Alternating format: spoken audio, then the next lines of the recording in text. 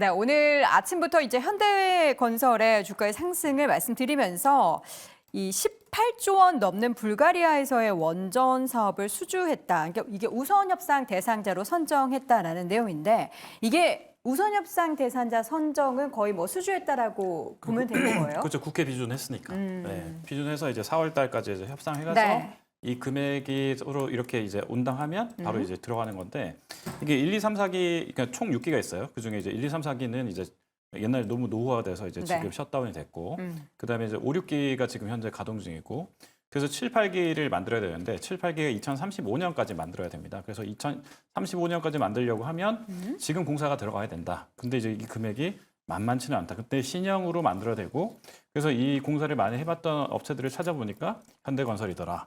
그래서 이제 현대건설이 많은 그 국제 입찰 중에서 많은 해외 업체들을 제치고 이번에 코질로 뒤 이번 수주를 성공시켰다. 사실상 성공시켰다. 이렇게 보면 되겠습니다. 네, 저는 이거 불가리아 지금 지도를 보면서 참 재미난 사실 하나 발견했는데 그 주변의 이름이 다 아짜 돌림이네요. 세르비아, 불가리아, 루마니아. 네네, 뭔가 그 그러네요. 이름의 특징이 있는지 갑자기 또 궁금해졌는데 그것보다 더 중요한 건 이 원전 같은 경우에는 정부의 정책도 굉장히 중요하지만 계속해서 해외에서 이 원전 수주가 얼마나 더 이어지는지 여부가 중요한데 다행히도 계속해서 이런 이야기들 원전 수주를 했다. 그것도 규모가 굉장히 큰 그런 이야기들이 전해지고 있습니다. 정부도 관련한 예산, R&D 예산을 4조 원이나 투입한다라고 하는데 이와 함께 다시 한번 원전주에 뭔가 드라이브가 걸릴 수 있을지가 기대가 되는데 임순재 교수님은 어떻게 좀 평가하십니까? 네, 일단 뭐 원전 관련돼서는 지금 뭐 윤 대통령이 취임 이후서부터 지금 계속 지금 뭐 지속적으로 얘기는 나오고 있습니다. 네. 특히 뭐 얼마 전에는 이제 원전 관련된 특별법을 올해 이제 추진하겠다까지 이제 얘기가 나왔고요.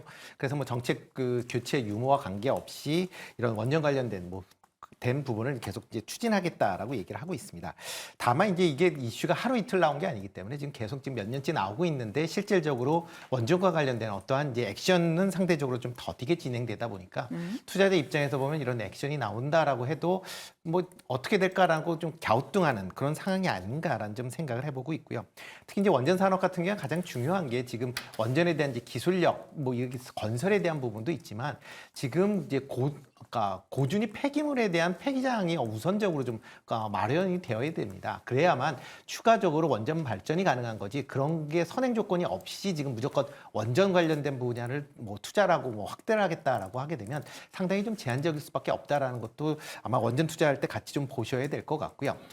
그리고 대신 이제 SMR에 관련된 부분은 계속 이제 정부에서 추진을 하고 있는 그런 상황이니까 이렇게 이제 정책적으로 이제 추진하는 방향에 대해서는 뭐 여전히 중장기적인 관점에서 접근하셔야 되지 않을까 싶습니다. 네, 원전 같은 경우에는 이제 한꺼번에 오르기도 하지만 오늘 같은 경우에는 보면 다 오른다고 하기에는 약간 좀 제한적이죠. 네. 그렇죠. 원전 관련주들 같은 경우는 이제 규모가 큰 기업들이 있죠. 그러니까 기관들이나 외국인들이 선호하는 기업들이 있고 또 반대로 개인 투자자분들께서 테마성을 가지고 접근하는 종목들이 있다. 라고 보시면 될 것 같습니다. 그래서 우리가 큰 기업이라고 본다면 뭐 두산 에너빌리티라든지 한전기술 같은 기업들이 있는데 최근에 오늘은 어느 정도 조정을 받고 있지만 전반적인 흐름은 저점대에서 좀 돌려 세우고 있다라고 판단을 하고 있습니다.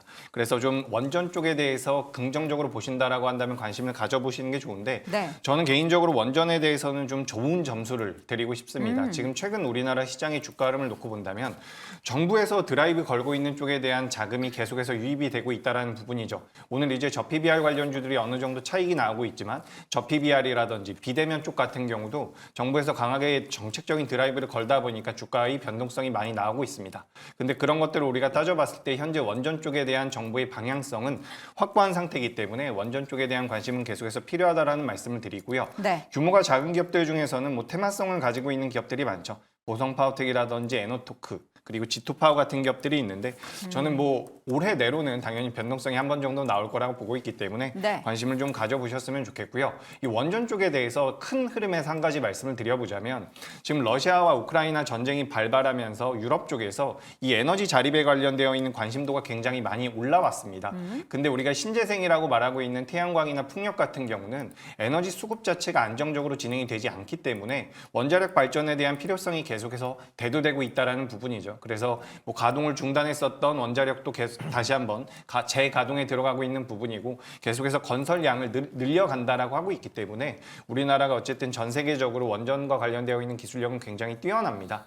그렇기 때문에 저는 부각받을 가능성은 충분히 있다라고 보고 있으니까 이 부분 참고하시면 될 것 같습니다. 네, 지금 원전주 같은 경우에는 뭐 매력이 있는 섹터이기도 하고 뭐 작년부터 시작해서 항상 뭔가 정부의 정책에 관련한 모멘텀이 붙어 있기는 한데 살만한 종목을 골라보자라고 했을 때는 이게 테마성이 강한 종목들이 많아서 섣불리 이렇게 손이 잘 안 나가요. 네. 그럴 때는 어떤 기업을 골라야 될까요?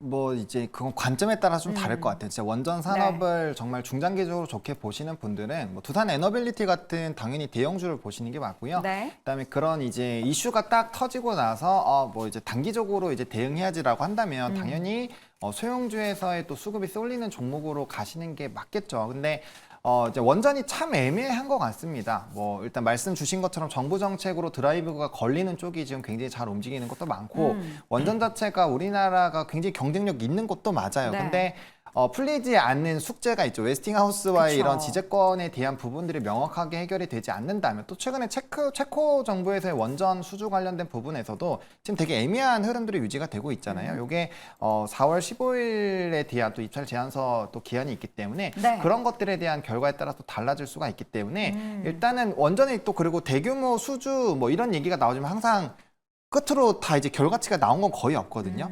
약간 그런 부분에서의 좀 부담감들이 있기 때문에 저는 약간은 좀 보수적으로 보고 있는 상황이고 어차피 좀 보실 거면 좀 대형주 위주로 오히려 네. 보자라는 정도로 정리를 드리겠습니다. 알겠습니다. 원전주 관련한 이야기 간단하게 나눠봤는데요. 다시 한번 한 줄 평으로 내용 확인해 보겠습니다. 임순재 고수입니다. 더딘 실적 개선세를 주의하자. 박수호 고수 두산 에너빌리티에 주목해보자. 이재규 고수는 우상향이 이어질 것으로 예상한다. 하창원 고수 정책 기대감은 있지만 실질적인 흐름은 지켜봐야 한다라고 의견을 남겼습니다. 네, 오늘 장탑5 마지막 1위 주제 열어보겠습니다.